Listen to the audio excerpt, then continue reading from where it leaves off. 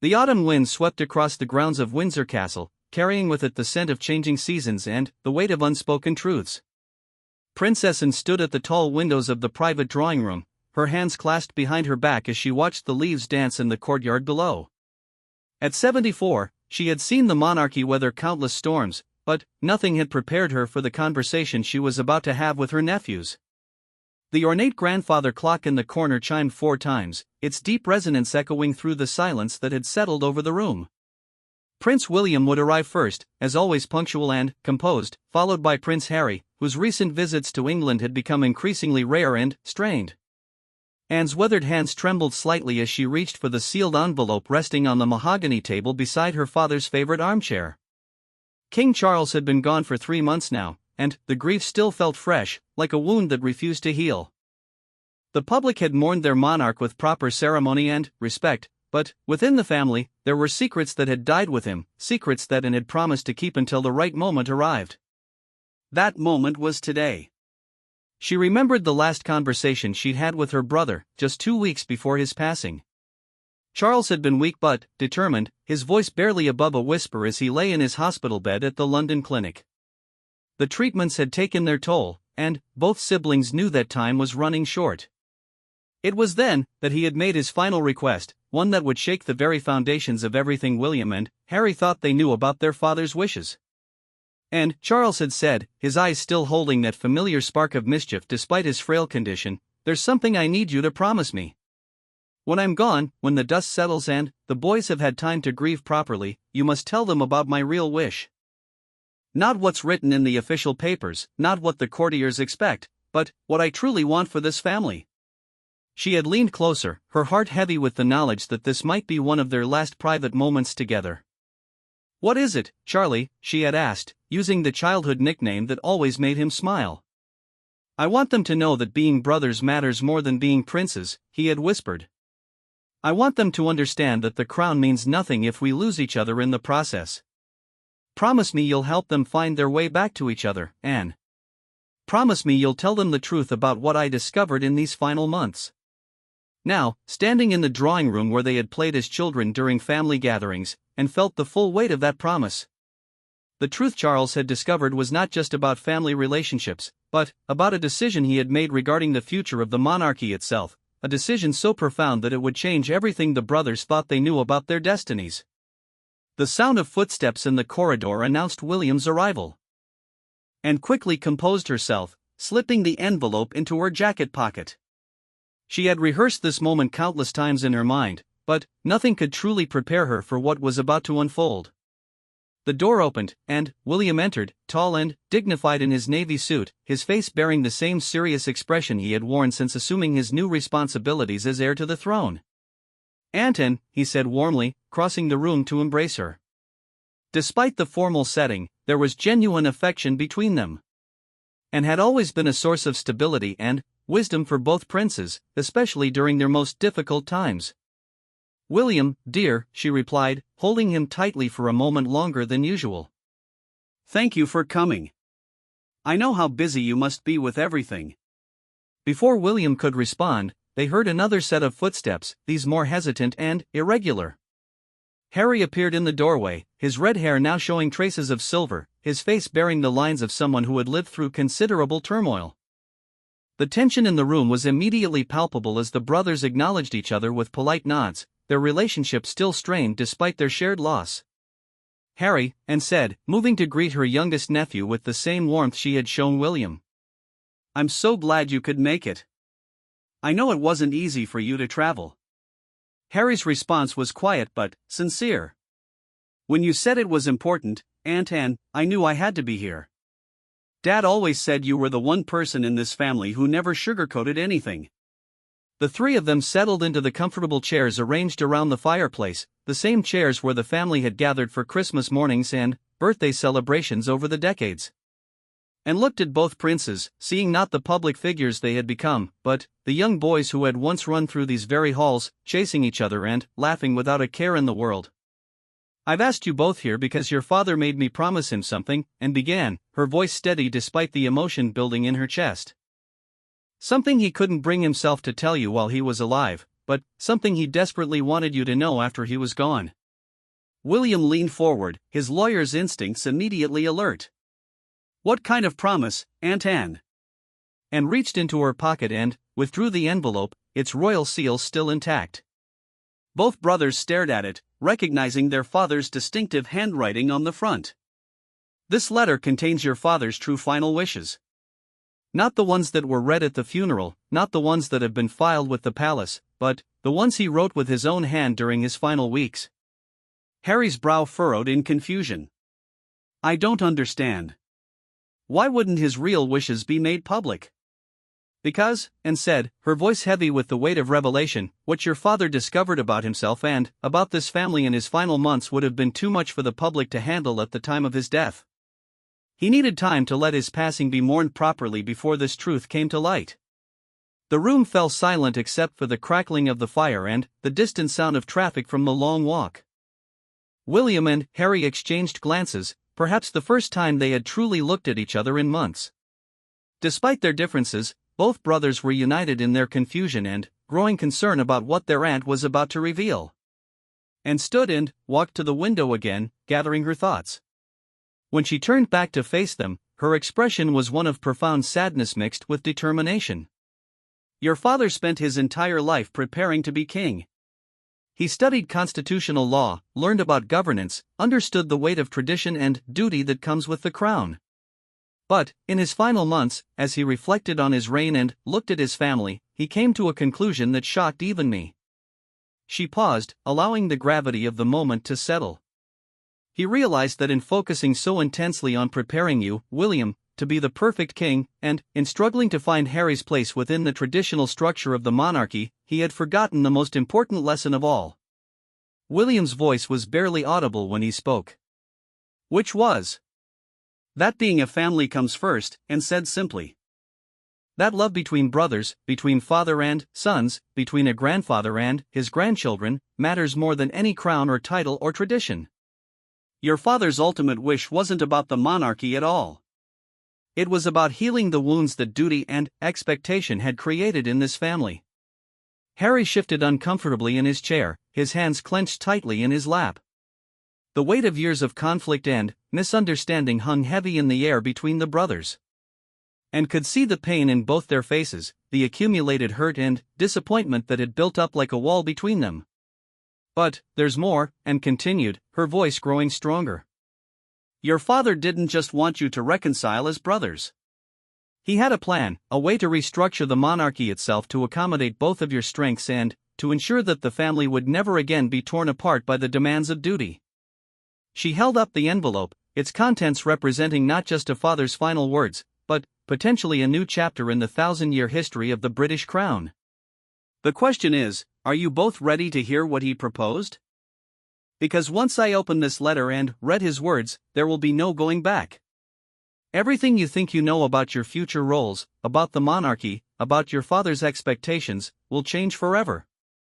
The brothers looked at each other again, and, for a moment, and could see glimpses of the boys they had once been. William, always the responsible older brother, ready to shoulder any burden. Harry, the spirited younger son, eager to prove his worth and find his place. Both of them now men in their 40s, carrying the weight of their individual struggles and the collective grief of losing their father. Whatever it says, William said finally, his voice firm with resolve, we need to know. Dad trusted you to tell us, Aunt Anne. We trust you too. Harry nodded in agreement, his voice thick with emotion. If there's a chance that Dad found a way to fix what's been broken in this family, then I want to hear it. I've spent too many years being angry and hurt. Maybe it's time for something different. And felt her heart swell with pride and hope as she looked at her nephews. Despite everything they had been through, despite all the public drama and private pain, they were still capable of coming together when it mattered most. Charles would have been proud to see them in this moment, united in their desire to honor his final wishes. She carefully broke the seal on the envelope, the wax cracking with a sound that seemed to echo through the centuries of royal tradition. Inside were several pages of handwritten text, Charles's familiar script filling every line with careful precision. And unfolded the letter, her eyes scanning the first few lines to prepare herself for what was to come. My dearest sons, she began reading aloud, her voice carrying the weight of a father's love and wisdom from beyond the grave. If an is reading this to you, it means that I am gone and that enough time has passed for you to hear these words with clear hearts and open minds. What I am about to tell you may surprise you, may even shock you, but I pray that you will understand that every word comes from a place of profound love and hope for our family's future. The fire crackled softly in the background as Anne continued, the words of a king and father beginning to bridge the gap between two brothers who had lost their way. Outside, the autumn wind continued to blow, but inside the drawing room, something was beginning to shift, something that would change the course of the British monarchy forever. Anne's voice wavered slightly as she continued reading from the letter, the weight of Charles's words settling over the room like a heavy blanket. The afternoon light streaming through the tall windows seemed to dim as if the very walls of Windsor Castle were holding their breath. I have spent my entire life believing that the monarchy must remain unchanged, that tradition and duty must come before all else, including family, and read, her father's words flowing through her voice. But, watching my son struggle under the weight of these expectations, seeing Harry feel he had no choice but to leave, and witnessing William carry burdens that no man should bear alone, I have come to realize that I was wrong. Harry's hands gripped the arms of his chair so tightly that his knuckles had turned white. Memories flooded back of countless conversations with his father, discussions that had ended in frustration and misunderstanding, moments when he had felt like a square peg being forced into a round hole. He had always believed that Charles saw him as a problem to be managed rather than a son to be loved and supported. William sat perfectly still, his training in diplomacy and royal protocol warring with the emotions that were rising in his chest. As the heir to the throne, he had accepted long ago that his life would never truly be his own, that duty would always come before personal happiness. But, hearing these words from his father, words that suggested a different path might have been possible, stirred feelings he had thought buried forever.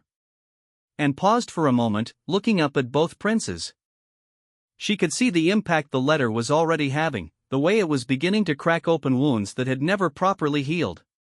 But, she also sensed something else, a glimmer of hope that hadn't been present when they first entered the room. "Shall I continue?" she asked gently. Both brothers nodded, though neither seemed capable of speech. During my final months, and resumed reading, I spent countless hours reflecting on my reign, on my failures as a father, and on the true purpose of the monarchy in the 21st century. I consulted with constitutional scholars, historians, and, most importantly, with my own conscience. What I discovered both humbled and inspired me. Anne turned the page, her eyes scanning ahead briefly before continuing. She knew what was coming next would be the most shocking revelation of all. I have concluded that the traditional model of primogeniture, of a single heir bearing the full weight of the crown, is no longer sustainable for our family or our nation. The world has changed, and we must change with it. Therefore, I am proposing something unprecedented in the 1,000-year history of the British monarchy. The silence in the room was deafening. Even the fire seemed to burn more quietly, as if everything was waiting for the next words. I wish for you, William and Harry, to serve as joint sovereigns. The letter slipped from Anne's hands and fluttered to the floor as she stared at her nephews in shock. She had read the letter privately before today, but, saying the words aloud, seeing the expressions on the brothers' faces, made the magnitude of Charles's proposal hit her with fresh force. William was the first to find his voice. Joint sovereigns? That's impossible. The law, the Constitution, Parliament would never. Wait, Harry interrupted, his mind racing. Let her finish reading. There must be more. And bent to retrieve the scattered pages, her own hands now trembling as she found her place again. Your father anticipated your questions, she said.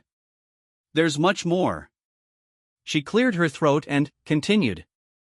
I know what you're thinking. This seems impossible, unprecedented, potentially catastrophic for the stability of the monarchy. But, I have spent months working with constitutional experts to develop a framework that would make this not only possible but revolutionary in the best sense.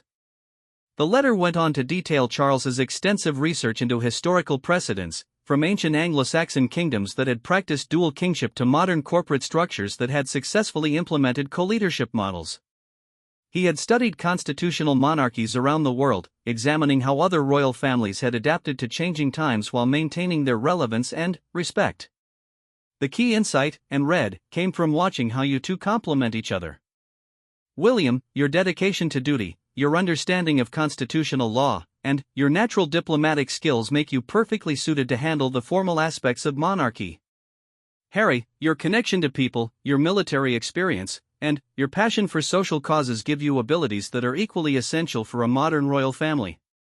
Harry felt tears welling up in his eyes as he heard his father's words. For so long, he had felt like his interests and passions were seen as distractions from the real work of being royal.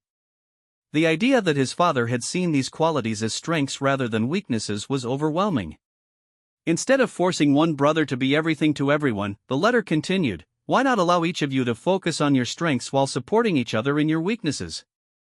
William could handle state functions, constitutional duties, and formal diplomacy. Harry could lead on military affairs, charitable initiatives, and public engagement. Together, you would represent the full spectrum of what the monarchy can be in the modern world. And paused again, watching as the brothers processed these words. She could see wheels turning in both their minds, could almost feel them beginning to imagine what such an arrangement might look like in practice. But, Dad, William said, speaking as if Charles were there in the room with them, the legal complications alone would be staggering. Parliament would have to completely rewrite the succession laws. He addresses that too, and said, finding the relevant section of the letter. Your father had already begun preliminary discussions with senior government officials and constitutional experts. Apparently, there's more flexibility in the system than most people realize, especially with parliamentary approval and popular support. She continued reading Charles's detailed explanation of how such a system might work. The brothers would alternate certain duties on a yearly basis, with one serving as the primary representative for international affairs while the other focused on domestic issues. Major decisions would be made jointly, with established protocols for resolving any disagreements. The ceremony and pageantry that the public loved would be enhanced rather than diminished, with both brothers participating in state occasions. Most importantly, the letter explained, this arrangement would ensure that neither of you ever has to carry the burden alone. William, you would have Harry's support and counsel on every major decision. Harry, you would have a formal role and status that reflects your true value to the family and the nation. Your children would grow up seeing uncle and father working together rather than competing or feeling excluded. As Anne read these words, both brothers found themselves thinking about their own children. William's 3 children had grown up knowing their destiny, understanding from an early age that their father would one day be king and that Prince George, as the eldest, would follow in his footsteps. Harry's children had been raised in a different world entirely, one where their royal heritage was both a blessing and a complicated burden. The letter addressed this concern as well. Under this new system, all of our grandchildren would have defined roles and purposes within the monarchy. No child would be left to wonder where they fit or feel that they are spare parts in the royal machine. Each would contribute according to their abilities and interests, creating a more robust and representative royal family. Harry's voice was thick with emotion when he finally spoke. All these years, I thought Dad saw me as a problem. I thought he wished I would just quietly disappear and let William handle everything alone. Never, Anne said firmly, setting the letter aside for a moment. Your father was never good at expressing his feelings directly, but he loved you both equally. He just didn't know how to create a system that would allow both of you to thrive. William leaned back in his chair, his mind racing through the implications. The public reaction would be enormous. Some would probably see it as a sign of weakness, of the monarchy unable to maintain its traditions. Or, Harry countered, his natural optimism beginning to resurface, they might see it as evolution. As the royal family finally, adapting to reflect modern values of cooperation and equality. And picked up the letter again. Your father thought about public perception extensively. He believed that the key would be in the presentation and implementation. If done correctly, if you two could demonstrate that this arrangement makes the monarchy stronger rather than weaker, the public would embrace it. The letter went on to detail Charles's vision for how the announcement would be made, how the transition would be managed, and how the new system would be presented to both Parliament and the people. He had envisioned a gradual implementation, perhaps beginning with a trial period during which the brothers would work more closely together while William remained the sole heir apparent. "But there's something else," Anne said, her voice taking on a more serious tone. "Your father was very clear that this proposal only works if you two can truly reconcile your differences. Not just for public appearances, but genuinely and completely. The success of joint sovereignty would depend entirely on your ability to trust each other, to communicate openly, and to put the family and the nation ahead of your individual egos." The room fell silent again as both brothers contemplated this challenge. Years of hurt feelings, misunderstandings, and public drama had created deep wounds between them. The idea of working together so closely, of depending on each other to such a degree, seemed both appealing and terrifying. William was the first to address the elephant in the room. "Harry, I know I haven't always been the brother you needed. I got so caught up in my duties, in preparing for my role, that I sometimes forgot you were struggling too." Harry looked up, meeting his brother's eyes for the first time in the conversation. "And I was so angry about feeling excluded that I probably made things harder for you than they needed to be. I was fighting against something instead of fighting for our family." And watched this exchange with growing hope. She could see the love between her nephews, the bond that had been strained but never truly broken. Charles's letter was doing exactly what he had hoped it would do, creating an opportunity for healing that might not have existed otherwise. "Your father's final paragraphs address this directly," she said, turning to the last page of the letter. "He writes about forgiveness, about the courage required to change, and about the legacy he hopes to leave for future generations." As she prepared to read Charles's concluding thoughts, and realized that the afternoon was growing late. The light outside had shifted, casting longer shadows across the room. But, inside, something momentous was happening. Two brothers who had seemed destined to remain estranged were beginning to find their way back to each other, guided by the wisdom of a father who had learned, perhaps too late, what truly mattered most. The evening shadows grew longer as Anne prepared to read the final section of Charles's letter. The weight of the afternoon's revelations hung heavy in the air, but there was also something else present now, something that hadn't been there when the brothers first entered the room. It was the tentative beginning of hope, fragile as a newborn bird, but unmistakably real. Before I read his final thoughts, Anne said, carefully folding the earlier pages of the letter, "Your father included something else. A separate document that he called his blueprint for reconciliation. He wrote it specifically for this moment, knowing that reading about joint sovereignty would only be meaningful if you two could first find your way back to being brothers." Harry shifted forward in his chair, his earlier defensiveness replaced by genuine curiosity. "What kind of blueprint?" And reached into the envelope and withdrew another sheet of paper, this one covered in Charles's careful handwriting but organized more like a structured plan than a letter. "He calls it his 3 pillars of royal brotherhood. He believed that if you could commit to these 3 principles, everything else would follow naturally." William's legal mind immediately engaged. "What are the 3 pillars?" "The first pillar," and began reading, "is radical honesty. Your father writes, 'My sons, you have spent too many years communicating through intermediaries, through press statements, and through careful diplomatic language. Real brotherhood requires the courage to speak directly to each other about your hurts, your fears, and your hopes. You must commit to having the difficult conversations that you have been avoiding." The brothers exchanged glances, both recognizing the truth in these words. Years of royal protocol had trained them to avoid direct confrontation, to manage conflict through carefully worded statements and public relations strategies. But this approach had only widened the gap between them.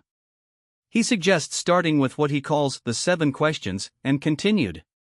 Questions that you must ask each other and answer honestly, without lawyers or advisors or anyone else present except me, if you choose to have a witness. Harry's voice was quiet but determined. "What are the questions?"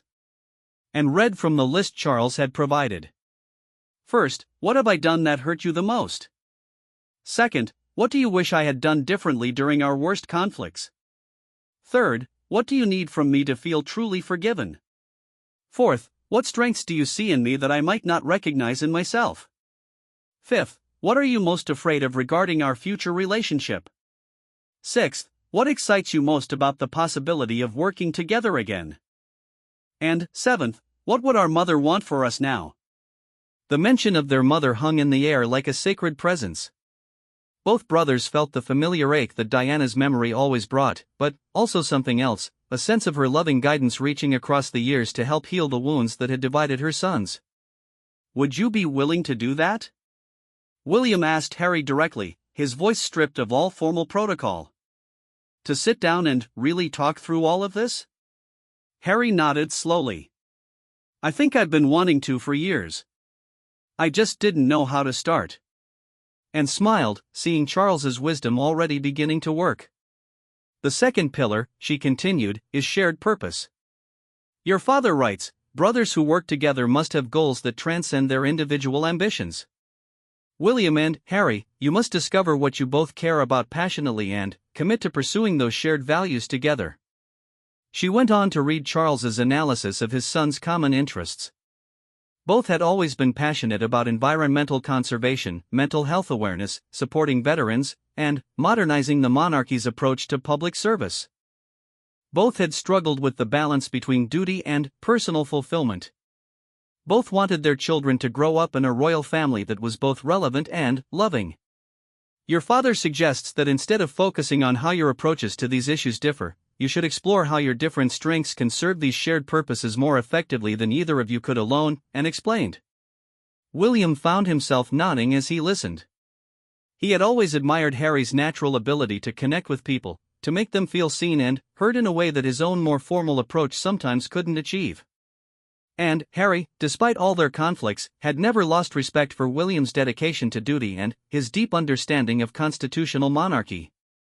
The third pillar, and said, her voice growing stronger as she sensed the shift in the room's atmosphere, is mutual protection. Your father writes, royal brothers must shield each other from both external attacks and internal doubts.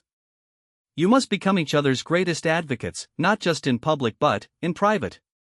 When one stumbles, the other must be there to help him up. When one succeeds, the other must celebrate without envy. This pillar resonated deeply with both brothers. They had grown up in the public eye, subject to constant scrutiny and criticism. Too often, instead of supporting each other through these challenges, they had allowed external pressures to drive them apart. The media had delighted in portraying them as rivals, and sometimes they had unconsciously played into that narrative. Dad always said the press would try to divide us, Harry remembered aloud. I think somewhere along the way, we forgot that and started believing their version of our story instead of writing our own. Your father anticipated this, and said, reading further.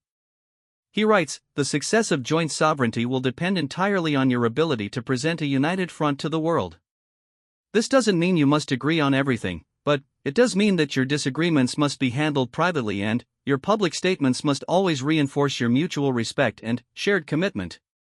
As the afternoon wore on, and continued to share Charles's detailed vision for how the three pillars would work in practice. He had outlined specific protocols for decision-making, conflict resolution, and public communication. He had even suggested regular private meetings between the brothers, weekly conversations with no agenda other than maintaining their connection and understanding. But, perhaps most importantly, Charles had written about the healing power of forgiveness, both giving and receiving it. He acknowledged his own role in creating some of the tensions between his sons, his failure to adequately address their different needs and personalities when they were younger. He asked for their forgiveness and encouraged them to extend the same grace to each other. There's one more thing, and said as she neared the end of the document. Your father included what he calls his letter to my grandsons. He wanted George, Charlotte, Louis, Archie, and Lilibet to someday understand the choice their fathers made and the values that guided their decision. She began reading the section addressed to the children, my beloved grandsons and granddaughters, if your fathers choose to follow the path outlined in this letter, you will grow up in a royal family quite different from the one they experienced. You will see that strength comes not from standing alone but from standing together. You will learn that tradition is valuable only when it serves love, and that duty is meaningful only when it includes joy. Harry felt tears streaming down his face as he listened to his father's words to his children. The idea that Archie and Lilibet might grow up feeling truly welcomed and valued in the royal family, rather than seen as complications or afterthoughts, was almost too wonderful to believe. You will also learn, and continued reading, that being royal is not about being perfect but about being willing to serve others with humility and compassion. Your father's willingness to try something new, to admit that the old ways weren't working, and to prioritize their love for each other above their individual ambitions, will be your greatest inheritance. William wiped his eyes, not caring that tears were rolling down his cheeks. The formality that had defined so much of his life seemed suddenly unnecessary and even counterproductive. Here, in this room with his brother and his aunt, listening to his father's final gift to their family, he felt more authentically himself than he had in years. "There's one final paragraph," Anne said, her own voice thick with emotion. "Your father's last words to both of you." She took a deep breath and read, "My dearest sons, I am asking you to be braver than I was, wiser than I was, and more loving than I managed to be during the years when it mattered most. The choice before you is simple but not easy. You can continue down the path of separation and traditional hierarchy, fulfilling your duties but losing each other in the process, or you can forge a new path together, creating a monarchy that serves not just the nation but your family as well. I cannot make this choice for you, but I pray that you will choose love over convention, brotherhood over protocol, and hope over fear. If you do, I believe you will not only heal our family but inspire countless others to do the same." The letter ended with Charles's signature and a date from just 1 week before his death. Below his name, he had written one final line: "Remember, you are not just princes. You are brothers. And brothers never truly walk alone." And carefully folded the letter and placed it on the table between William and Harry. The room fell silent except for the crackling fire and the distant sounds of Windsor Castle settling into evening quiet. Both brothers sat motionless, overwhelmed by the magnitude of their father's proposal and the depth of love it represented. Finally, Harry broke the silence. "William, I need to ask you something, and I need you to answer honestly." William nodded, meeting his brother's eyes. "Anything. Do you think we can do this? Not just the joint sovereignty part, but the brotherhood part? Do you think we can really forgive each other and start over?" William was quiet for a long moment, considering the question with the seriousness it deserved. When he finally answered, his voice was steady but emotional. "I don't know if we can go back to who we were before everything went wrong. But maybe that's okay. Maybe we can become something better, something stronger than we were before."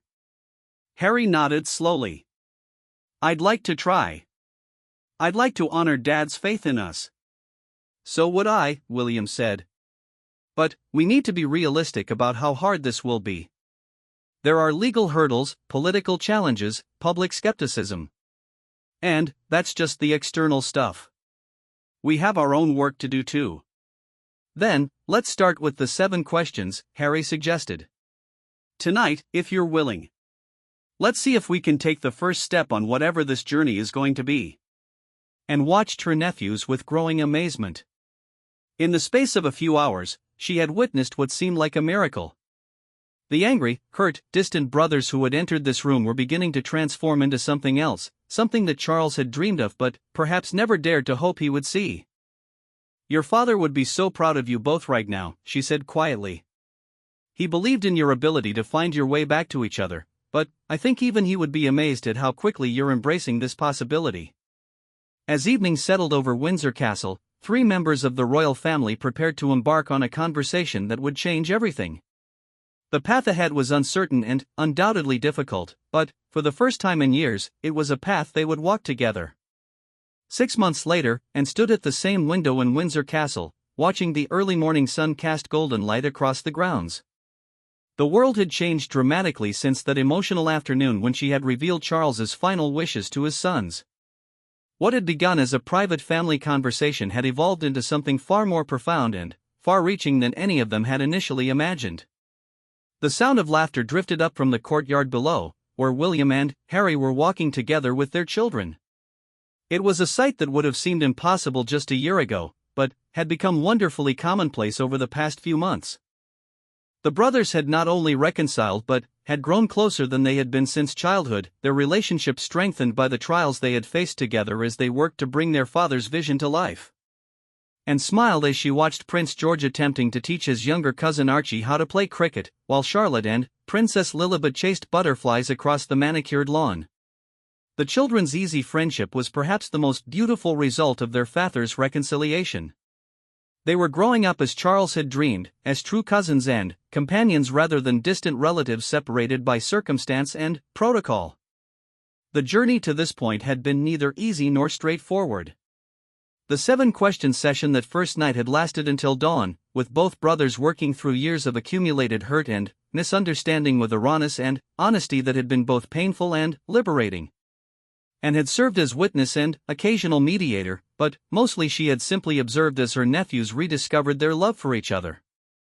Harry had spoken about feeling like an outsider from birth, always the spare rather than the heir, struggling to find purpose and meaning within the rigid structure of royal life. He had expressed his pain at feeling like his military service and charitable work were seen as lesser contributions compared to William's constitutional duties. Most painfully, he had shared his fear that his children would grow up feeling the same sense of not quite belonging that had tormented him for so many years. William, in turn, had revealed the crushing weight of expectation he had carried since childhood, the loneliness of being groomed for a role that isolated him from normal relationships and experiences. He had admitted his envy of Harry's apparent freedom and his guilt over not protecting his younger brother better from the pressures of royal life. He had also confessed his deep fear that he was not equipped to be the kind of king the modern world needed. The conversation had been transformative, but it was only the beginning. Over the following weeks, the brothers had met regularly to continue their dialogue, working through their shared trauma, their different perspectives on their mother's death, and their hopes for their own children's futures. They had also begun the delicate process of exploring whether their father's vision of joint sovereignty could actually become reality. The constitutional challenges had been staggering. Ancient laws governing succession, parliamentary procedures, and the relationship between the monarchy and government all had to be carefully examined and, in some cases, modified. Teams of lawyers, constitutional scholars, and government officials had worked around the clock to develop a legal framework that would support the unprecedented arrangement Charles had envisioned. But, perhaps surprisingly, many of the obstacles that had initially seemed insurmountable had proven to be less formidable than expected. Public opinion polling had shown widespread support for the brothers' reconciliation, and there was significant enthusiasm for a more collaborative approach to monarchy. Younger generations especially embraced the idea of royal leadership that emphasized cooperation over hierarchy, service over privilege. The political establishment had been more cautious but ultimately supportive. The Prime Minister had privately expressed relief at the prospect of having 2 senior royals sharing the burden of constitutional duties, particularly given the increasing complexity of modern governance and international relations. Parliament had agreed to establish a special commission to study the proposal and develop recommendations for implementation. The media attention had been intense but largely positive. The story of 2 brothers overcoming their differences to honor their father's dying wish had captured public imagination in ways that traditional royal coverage rarely achieved. Instead of focusing on scandal and conflict, news outlets found themselves reporting on forgiveness, innovation, and family unity. And remembered the day when William and Harry had first appeared together publicly since beginning their reconciliation process. It had been at a memorial service for military veterans, and caused close to both their hearts. The genuine warmth between them had been impossible to miss, and the public response had been overwhelmingly positive. Social media had been flooded with comments about the powerful example they were setting for families everywhere dealing with conflict and estrangement. The international reaction had been equally encouraging. Other European monarchies had expressed interest in the British approach to modernizing royal institutions.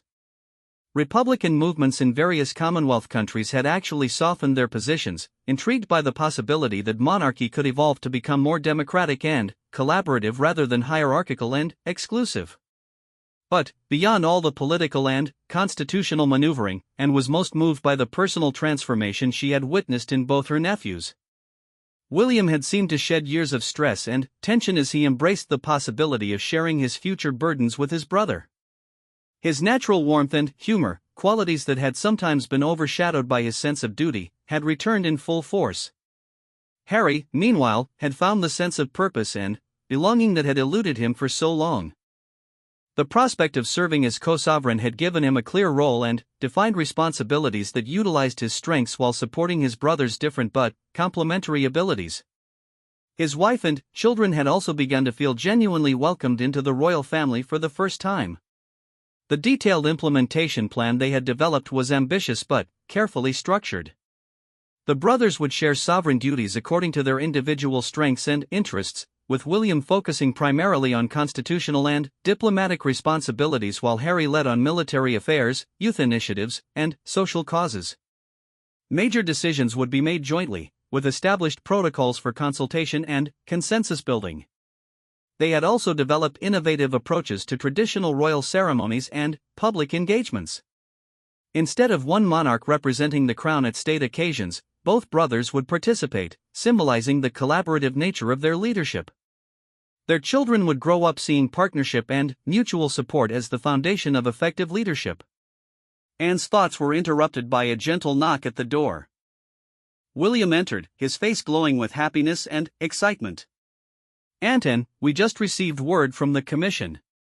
They've completed their recommendations, and they're uniformly positive. The legal framework is solid, the public support is strong, and Parliament is prepared to move forward with the necessary legislation." And felt her heart swell with pride and joy. Charles's impossible dream was actually going to become reality. "When will you make the official announcement?" "Next month, on Dad's birthday," Harry said, joining them in the room. "We thought it would be fitting to honor his memory by sharing his gift to the family and the nation on that day. We wanted to ask you something," William continued. "We'd like you to be the one to introduce us when we make the public announcement. You're the one who made all of this possible by keeping Dad's secret and bringing us together when we needed it most." And felt tears welling up in her eyes. The idea that she would have the privilege of presenting Charles's vision to the world, of helping her nephews take the final step toward fulfilling their father's greatest wish, was almost overwhelming. "It would be the honor of my life," she said, embracing both princes. "Your father would be so proud of how far you've both come." As they talked about the upcoming announcement and the ceremony that would formally establish their joint sovereignty, and marveled at how completely the family dynamic had changed. The competitive tension that had once characterized the brothers' relationship had been replaced by genuine partnership and mutual admiration. They finished each other's thoughts, supported each other's ideas, and approached challenges as a team rather than as rivals. The ripple effects of their transformation had extended throughout the royal family. Their wives had developed a close friendship, their children were inseparable cousins, and the entire extended family had embraced the new model of collaborative leadership. Even the staff at various royal residences had commented on the positive change in atmosphere, the sense that the family was finally working together toward common goals rather than managing competing interests. And also knew that Charles would have been particularly pleased by how his grandsons and granddaughters were responding to their father's reconciliation. The children had adapted to the new family dynamic with the resilience and joy that children naturally possess. They were learning values of cooperation, forgiveness, and shared responsibility that would serve them well throughout their lives. As the conversation continued, Anne found herself thinking about the broader implications of what they were about to accomplish. The transformation of the British monarchy from a hierarchical institution to a collaborative one would undoubtedly influence other traditional institutions around the world. Governments, corporations, and organizations of all kinds would study their model and consider how principles of partnership and shared leadership might improve their own effectiveness. But, perhaps most importantly, the story of William and Harry's reconciliation would inspire countless families dealing with their own conflicts and estrangements. The message that love and forgiveness could overcome even the deepest wounds, that brothers could find their way back to each other regardless of how far apart they had drifted, would resonate with people everywhere. "There's one more thing Dad would have wanted us to do," Harry said as their conversation began to wind down. "He always believed that true leaders should use their platforms to serve others. We want to establish a foundation focused on family reconciliation, helping other families work through their conflicts and find their way back to each other." William nodded enthusiastically. "We've learned so much about forgiveness and healing over these past months. It seems wrong not to share that knowledge with others who might benefit from it." And smiled, recognizing Charles's compassionate spirit living on through his sons. "He would love that." He always believed that the royal family's greatest purpose was to serve as an example of the best human qualities: love, service, forgiveness, and hope. As the afternoon sun reached its peak, casting warm light throughout the drawing room where their transformation had begun, the three family members sat in comfortable silence. They were preparing to make history, to change an institution that had remained essentially unchanged for centuries, but they were doing it for the most timeless reason of all: love. The path ahead would undoubtedly bring new challenges and unexpected obstacles. There would be critics and skeptics, legal complications and political pressures.